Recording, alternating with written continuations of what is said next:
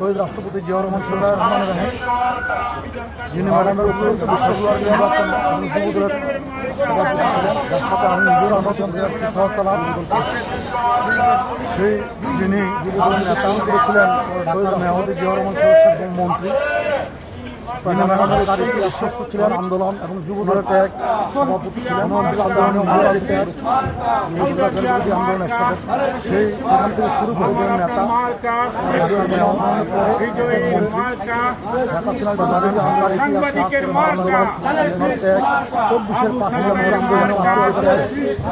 আন্দোলন একসাথে। সেই জন্য আমরা বলবো এখান থেকে শুরু করে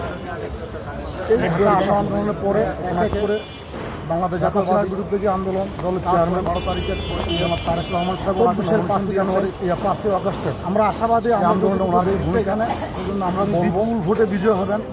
আমরা যদি কাজ করলাম, আজকে যা দেখলাম ওনাকে, ওনার যিনি প্রতিনিধিত্ব করতেছেন দলের চেয়ারম্যান আপনারা দেখেছেন, সে হলো একজন তারেক রহমান সাহেব। আমরা বলবো